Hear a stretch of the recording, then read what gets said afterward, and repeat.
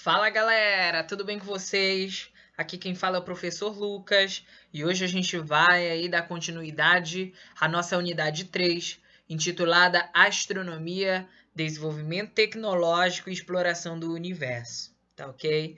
Então, você que está me assistindo e tem aí o sistema Max, abra lá na parte da unidade 3, né, do livro do nono ano e pegue seu caderno, faça as anotações e assim seguiremos a vida, né?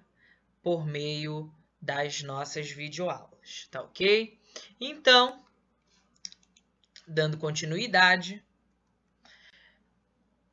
dentro aí do que a gente chama de introdução do nosso assunto, né? De desenvolvimento tecnológico da astronomia, é importante a gente observar o seguinte, né?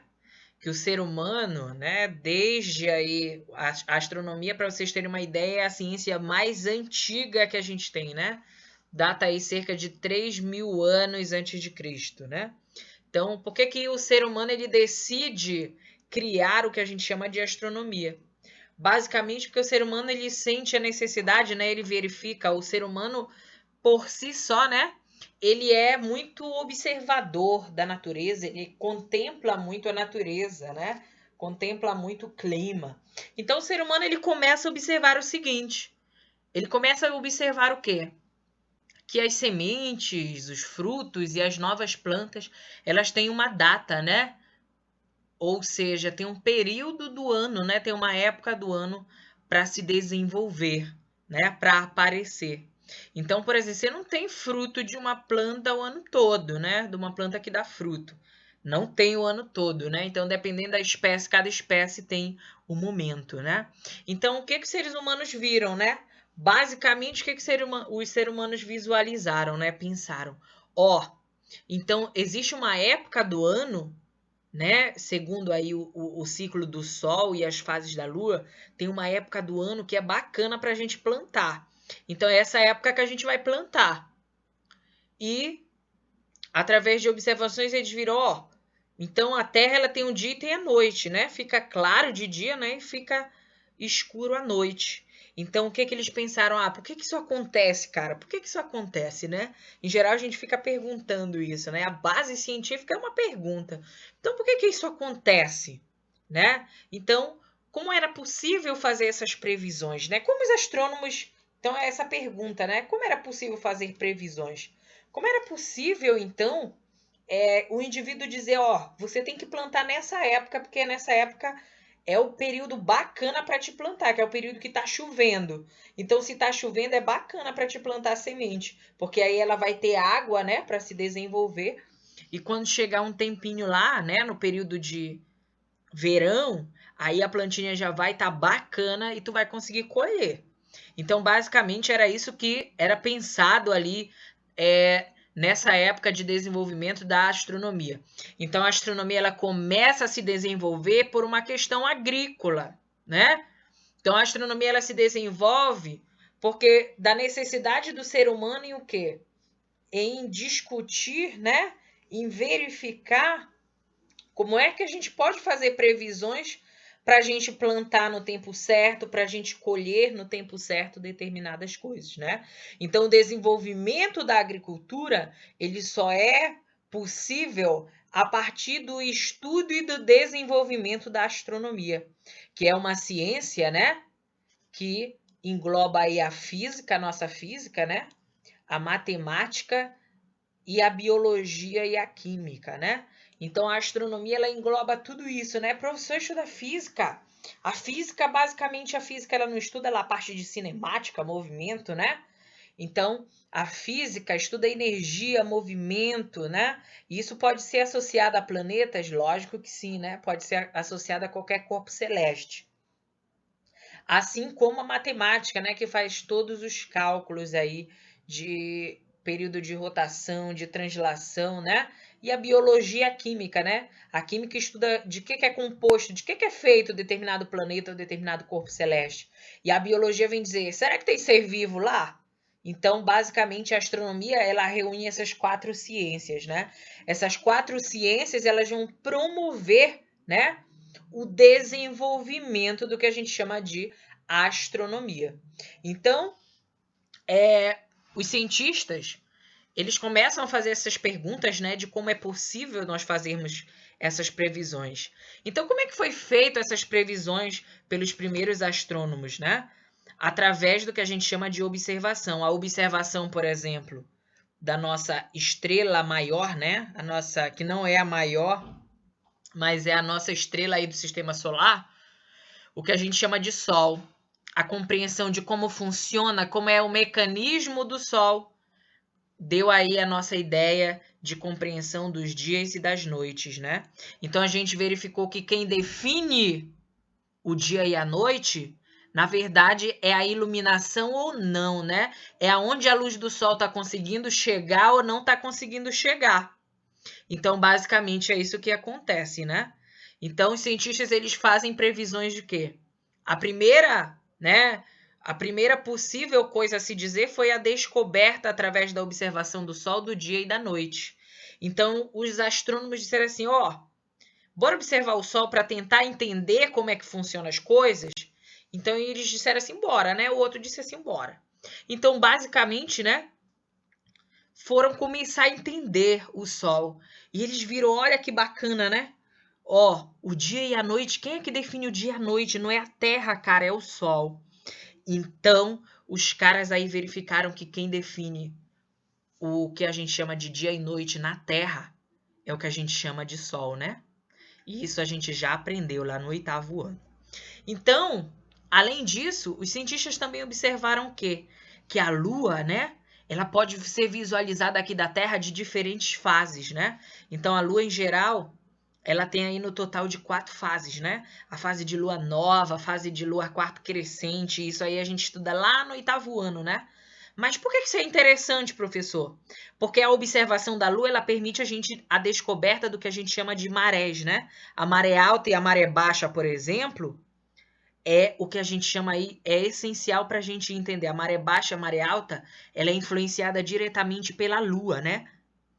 Por essa força de atração entre a Lua e a Terra, tá ok? Então o pescador, por exemplo, ele decide ir pescar. Quando a Lua tá cheia é melhor para me pescar. Por que tu acha que o pescador que tá lá na casinha dele, lá na várzea, ou então no Igapó, tá lá na casinha dele, né? E ele entende isso, né? Porque isso é observações básicas, né? Antigamente não existia nenhum mecanismo, nenhum computador para fazer isso para a gente, né? Então o ser humano ele começa a observar. A maioria das coisas na ciência ela parte de quê? Dessa observação do ser humano em relação à natureza, tá ok? Então essa questão da observação da Lua e da observação do Sol, ela permite um avanço no que a gente chama de astronomia, tá ok? Então, quais os benefícios do desenvolvimento da astronomia, professor? O principal deles, né, é o que a gente chama de localização geográfica. Então, a localização, onde é que a gente está no nosso planeta, né? Basicamente, é um dos benefícios da astronomia. É através da astronomia que a gente tem aí os principais estudos do que a gente chama de localização, de posição geográfica que a gente está, tá ok? E além disso, né, a astronomia também ela é essencial para a definição de tempo. Então, a definição de tempo, ela começa aí a se desenvolver pela questão da astronomia. E como eu falei, a astronomia ela é essencial para a agricultura, né? Para definir o período que a gente vai plantar e o período que a gente vai colher. Então, basicamente, né? Essas 4 coisinhas aí são os principais benefícios do que a gente chama de astronomia, né? E além disso, a gente tem o que a gente chama de desenvolvimento tecnológico, né? Que acompanha aí a astronomia. Então chegou um tempo que aconteceu o seguinte: os astrônomos, antigamente, né, a astronomia ela era uma ciência muito rudimentar. Criavam-se observatórios em regiões bem altas do planeta Terra, né? E simplesmente o que acontecia? Eles conseguiam observar as coisas. Mas chegou um tempo que o ser humano já tinha descoberto a maioria das coisas que eles conseguiam visualizar a partir desses observatórios. Então, o ser humano ele teve a necessidade de ter um desenvolvimento tecnológico muito maior. E aí é que o ser humano ele cria, né? O que a gente chama de microcomputadores, o que a gente chama de satélites artificiais. O que são satélites artificiais, professor? São satélites que são produzidos pelo homem, né? Que servem aí para comunicação, para localização geográfica, né? Para posicionamento, para georreferenciamento, né? Que é as coordenadas aí da Terra, não é isso? Então, o desenvolvimento tecnológico, ele marca ainda um maior avanço, ele dá um pontapé a mais no que a gente chama de desenvolvimento da astronomia. Então, o desenvolvimento tecnológico, a internet, né? Só é possível você hoje em dia estar me assistindo aí, né? Através de conexões com a internet. E como é que eu consigo, por exemplo, lhe assistir, professor, aí da minha casa, né? Simplesmente através da invenção de satélites artificiais. E isso só aconteceu devido ao desenvolvimento de uma ciência muito importante chamada de astronomia. Então, GPS, telefone celular, internet fibra ótica, né? Internet a rádio, né? Satélites artificiais e microcomputadores fazem parte desse aparato do que a gente chama de desenvolvimento tecnológico, né? Então, o desenvolvimento tecnológico é marcado por alguma dessas invenções, tá ok? Então, dando continuidade, a gente tem uma pergunta muito bacana a ser respondida, né? Que é o que a gente faz de fato quando a gente começa a estudar biologia, quando a gente começa a estudar química, né? De onde a gente está sozinho nesse universo ou tem um monte de extraterrestres, né? Esses personagens criados aí pela ficção científica, né? Então, será que a gente está sozinho mesmo, professor? Existe alguém habitando outros planetas do universo, né? De onde que a gente veio, professor? A gente sabe basicamente que a vida na Terra ela surge, né? A partir aí de 3,8 bilhões de anos. E aí a gente tem várias teorias, né? A gente tem a teoria chamada de criacionista, que é aquela que Deus criou tudo. A gente existem teorias que dizem até que o ser humano ele veio do que a gente chama de poeira cósmica, né? Que é a teoria chamada de panspermia, né? E existe a teoria que diz o quê? Que os seres humanos, eles na verdade, eles surgem, né? De o que a gente chama de seres bem primitivos, né? Seres bem simples, né? Dizem que o ser humano aí ele surge através de alguns mecanismos aí de seres muito simples que começaram aí a se unir entre si para formar um ser mais complexo até nós seres humanos. Então essa pergunta de onde viemos, para onde vamos, né? Quem tenta responder essas perguntas até hoje é uma ciência chamada de astrobiologia. Então, a astrobiologia é a ciência que tenta entender onde a gente está, como tudo começou e basicamente para onde a gente vai. E como é que a astrobiologia, né, professor, ela estuda essa parte de onde a gente veio e para onde a gente vai? A astrobiologia, basicamente, ela estuda o quê? Ela estuda se existem seres vivos, né, em alguns planetas que não seja o planeta Terra, né? Até hoje a gente diz o quê? Que o planeta Terra, ele é o único planeta com condições ideais de habitação, né? O que a gente chama de habitabilidade. Então, o que é habitabilidade? São condições necessárias para o desenvolvimento de vida em determinado planeta. Então, até hoje, somente o planeta Terra é um planeta que tem o que a gente chama de habitabilidade, né? Que é condições suficientes para que um ser vivo ele consiga sobreviver. E, professor, se eu está falando de ser vivo, o que é um ser vivo? Lá do 6º ano a gente estuda que um ser vivo é o quê? Um ser vivo é todo ser que é constituído, né? Todo organismo que é constituído por célula. Então, basicamente, para a gente conseguir o quê?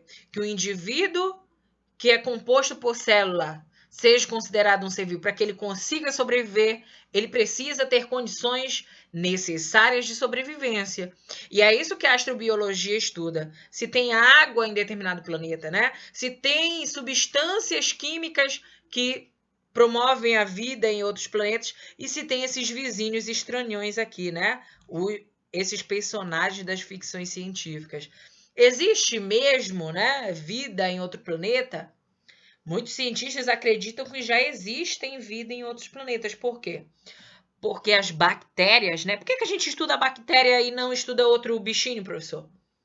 Porque simplesmente as bactérias, elas são uma das primeiras coisas que começam a viver aqui na Terra. E as bactérias, tem bactérias que são altamente resistentes a quê? A temperatura. E a gente sabe que no início da Terra, a Terra era super quente, era muito quente. Então, a condição de vida era extrema, né? E as bactérias, né, são os principais seres vivos que têm essa capacidade de viver em condições extremas. Então, tudo isso é foco do que a gente chama de astrobiologia, tá ok? Então, vida extraterrestre. Vamos lá para o conceito de astrobiologia. Então, o que é a astrobiologia? Astrobiologia, então, é a ciência que tenta entender como a vida se originou, né? E aí a gente diz que a vida na Terra ela se origina quando? Em 3,8 bilhões de anos, né? Professor, quando é que a Terra é formada? Em 4,5 bilhões de anos, né?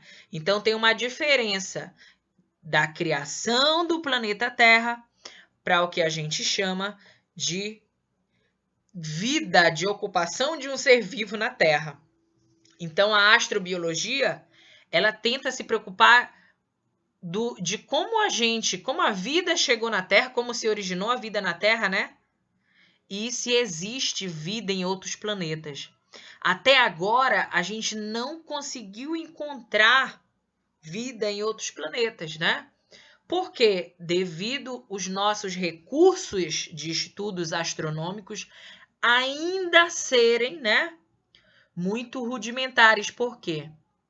Porque os planetas, os astros celestes, os corpos celestes, eles estão distantes a anos-luz um do outro, né? Então é muito distante. E a gente ainda não tem equipamento suficiente para identificar isso. Então a astrobiologia, ela ainda esbarra em algumas dessas coisas, né? De nós não termos, né, um desenvolvimento pleno do que a gente chama de recursos dentro aí do que a gente chama de para melhor estudar a astrobiologia. Então a astrobiologia ela tenta entender como é que surgiu a vida na Terra, né? E como é que essas bactérias foram evoluindo para dar origem para chegar até a gente, bonitão como está hoje, né? Então, como é que eu me tornei tão bonito assim, professor? Se as bactérias foram os primeiros seres vivos a estarem aqui na Terra, né? Então, isso também é preocupação da astrobiologia. E a pergunta-chave da astrobiologia é o quê? Ei, cara, será que existe vida em outro planeta? Aí, às vezes, né, o astrobiólogo, ele pensa até que ele é doido, né? Cara, será que existe mesmo vida em outro planeta? Esse pessoal que faz ficção científica, esses filmes malucos, eles têm razão, né? Então, a gente está tentando ainda descobrir se existe realmente essa vida extraterrestre ou não. E o que é a exobiologia, professor? A exobiologia, ela é diferente, né, da astrobiologia, por quê? A astrobiologia, ela estuda como a Terra se originou, né, como ela se formou e como ela evoluiu. E a exobiologia, ela estuda se há possibilidade de vida em outros planetas, né? Ah, é possível ter vida em outro planeta? Então, essa é uma pergunta de quem? Da exobiologia.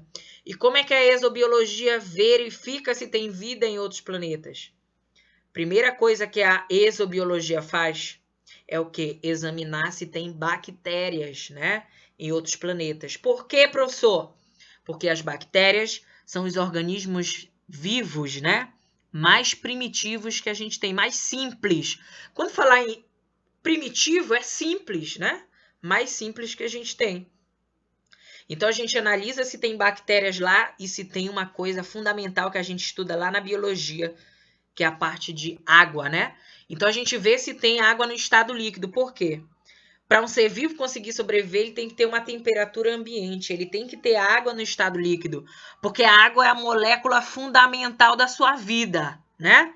É tanto que o indivíduo parar de tomar água, né, por 2, 3 dias, o indivíduo ele vai morrer. Simplesmente acontece isso. Então, a preocupação da exobiologia é estudar se tem essa possibilidade de vida em outro planeta, né? E como é que a exobiologia estuda, desculpa, a exobiologia ela estuda o quê? Verificando se tem bactérias, né?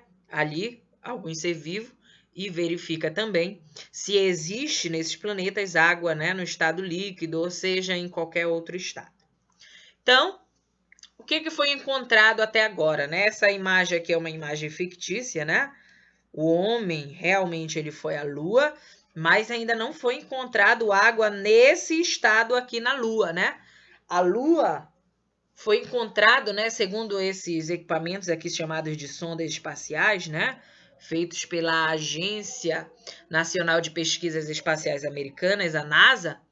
A NASA ela cria essas sondas espaciais para tentar descobrir, né, se tem vida em outros planetas, né, e se tem presença de água. Então a NASA ela trabalha muito com essa parte de, além da astronomia, a astrobiologia e a exobiologia, tá ok? Então foi descoberto, né? Alguns cientistas aí eles descobriram o seguinte, que fazendo análises, né, químicas em laboratórios, eles descobriram que em rochas coletadas lá na Lua tinha uma grande quantidade de água. Em 2018, essas rochas elas foram reanalisadas, né, ou passaram por um novo procedimento, aí uma nova examinação, um novo exame, né, onde foi revelado que no manto da Lua, né, uma das camadas aí da Lua, existe uma grande quantidade de água, né, muito maior do que a gente conseguia imaginar. Só que essa água está ainda em estado sólido. Essa água não está no estado líquido. O estado líquido é a condição aí para o ser vivo ter a sua sobrevivência, né? E como, por exemplo, a gente ter água no estado líquido? Em geral, a gente verifica que os planetas eles têm essa possibilidade de ter água no estado líquido somente se tiver uma atmosfera, né, preparada, né, de proteção contra a agressividade do que a gente chama de raios solares. Então não foi identificado na Lua a presença de vida, até porque quando a gente estuda a Lua, a gente diz que as temperaturas da Lua ela é muito variável, né? Tem temperaturas da Lua que chegam, por exemplo, a 120 graus Celsius, né? A mais 120 graus Celsius. E tem temperatura na Lua que chega aí a menos 180 graus Celsius. Então, olha aí a variação de temperatura, né? Olha a mudança de temperatura. E se eu tenho uma mudança muito grande de temperatura, isso daí já é uma condição para eu não ter, vida em um planeta, né? Então, não tem vida nesse planeta devido a ter uma variação muito grande de temperatura, né? E a água deste planeta não está no estado líquido, e sim no estado sólido, tá ok? Então, estamos sozinhos, professor? Então, a Terra, né? A vida na Terra, ela surge há 3,8 bilhões de anos, né? A essa altura aí a Terra já teria se esfriado, né? Formado o que a gente chama de crosta terrestre, né? Ou crosta rochosa. E a gente tinha aí a vida na Terra, né? A maioria da vida na Terra era uma vida aquática, né? Depois somente que os seres saem da água e vão para a Terra. Então, olha que louco, né? Os nossos seres vivos, né? Os primeiros seres vivos da Terra, há 3,8 bilhões de anos, eles eram seres aquáticos, viviam na água, né? E nós tínhamos aí também, depois dessa evolução, né, dessa modificação, dessa mudança, esses seres começam a ir para o ambiente terrestre, né? Então, hoje em dia, a gente tem cerca de 300 planetas. Ah, professor, mas na nossa galáxia, que é a Via Láctea, a gente só tem 8 planetas. Tá, na nossa galáxia, mas a gente tem outras galáxias, né? Então, foram descobertos até hoje por meio de um super telescópio chamado de Hubble, né? Que é um telescópio chamado de orbital, um telescópio que está aí lá no espaço, né? Um super telescópio que tenta investigar esses planetas, né? Mas até hoje o Hubble ele só consegue capturar as fotos desses planetas. Mas a gente não conseguiu ainda chegar, né? Mandar uma sonda espacial para avaliar o que tem de componente químico ou o que tem lá de ser vivo dentro desses planetas, né? Em torno de 300. Até hoje, aí a gente, dos 8 planetas que a gente tem, a gente ainda não conseguiu ir em todos, né? Devido à distância. Em média, a gente leva cerca de 2 dias para chegar na Lua, né? Em Marte demora meses para chegar em Marte. Então a gente ainda não tem tecnologia para isso, né? O ser humano é um indivíduo altamente não adaptado a ficar preso, né? Como a gente agora está em quarentena, né? A gente não é adaptado a ter essa vida, né? Sempre o ser humano ele teve essa questão de sair, de ter sociabilidade, né? De conversar com as pessoas, né? E hoje em dia a gente não está tendo isso até agora, tá ok? Então a gente está sozinho? Pode ser que sim, mas pode ser que não. Dos 300 planetas a gente ainda não conseguiu ir em todos.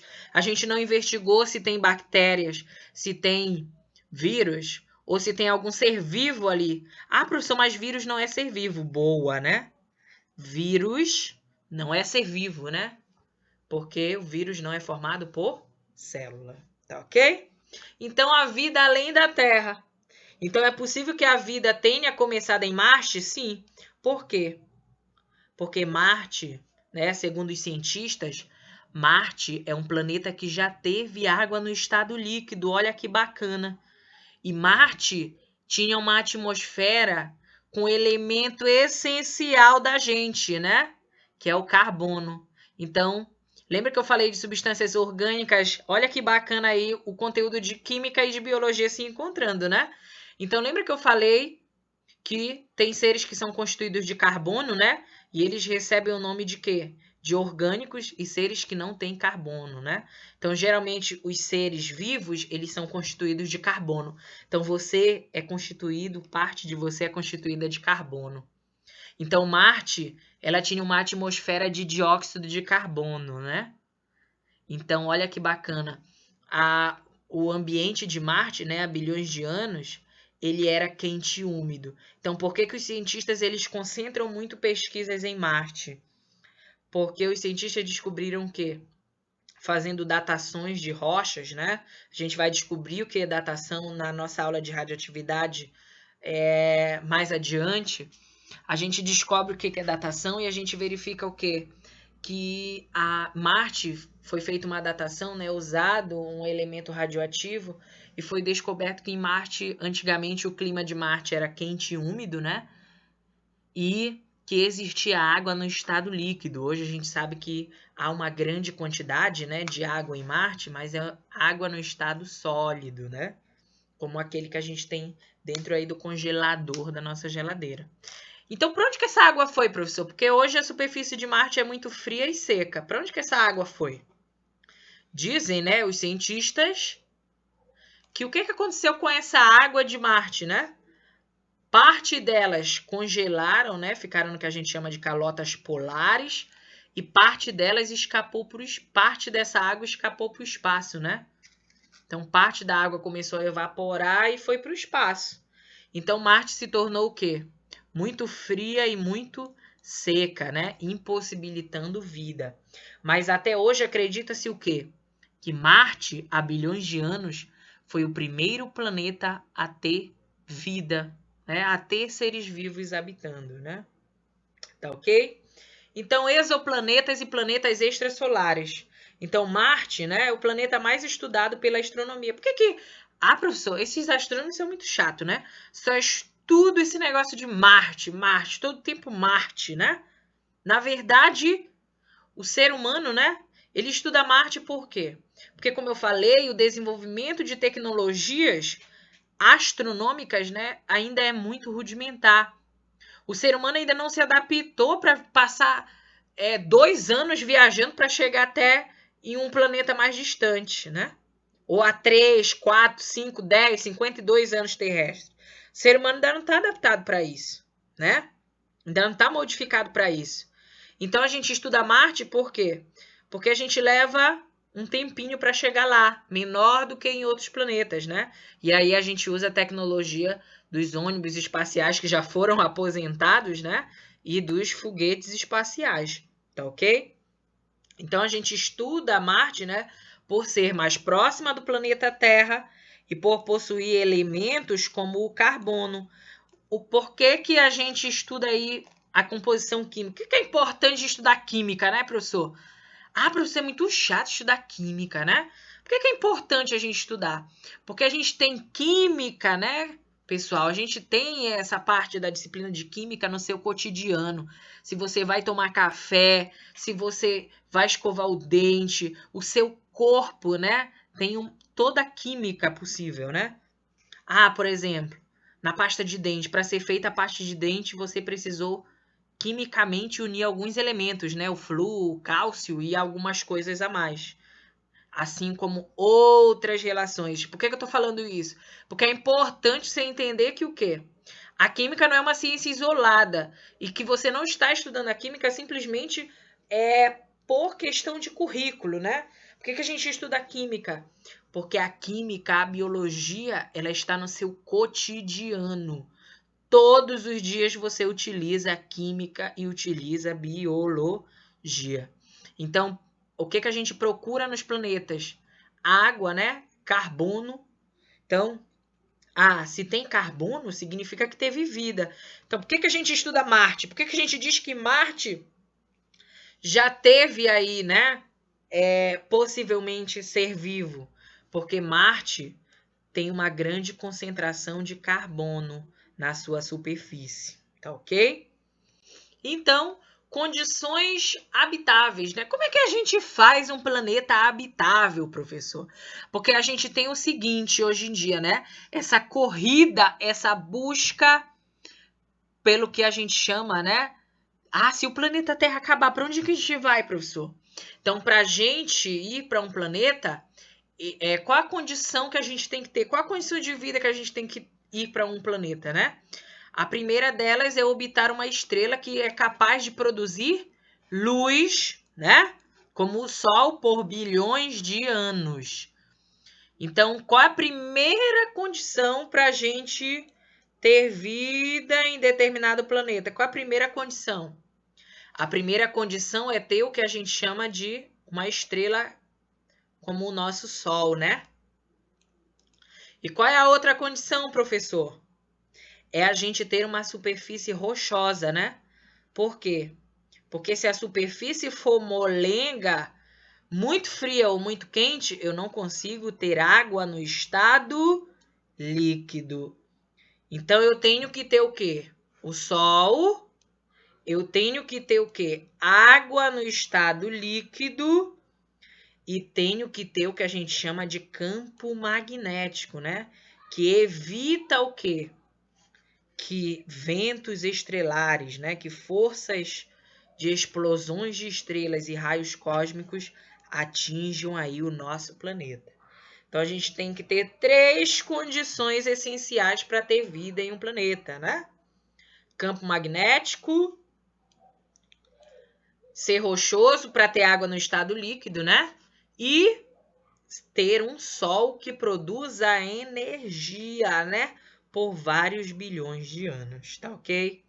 Então aí vamos para o que a gente chama de exploração do espaço, né? Então dentro da exploração do espaço, a gente tem alguns marcos aí dessa exploração do espaço. Então em 1950, há o que a gente chama de desenvolvimento de tecnologias, né?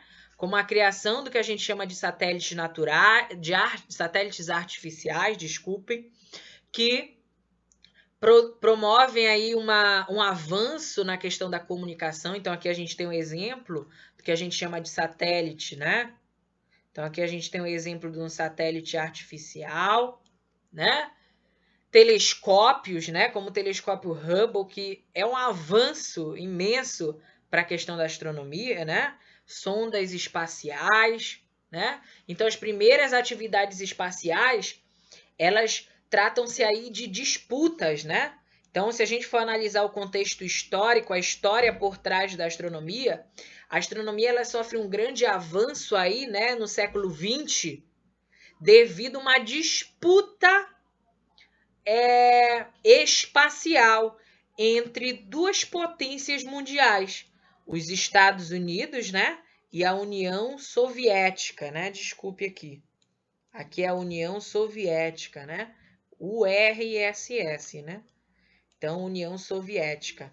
Então, as primeiras atividades espaciais no século XX, né, o desenvolvimento da astronomia no século XX, ele é potencializado por uma disputa, né, da União Soviética e dos Estados Unidos.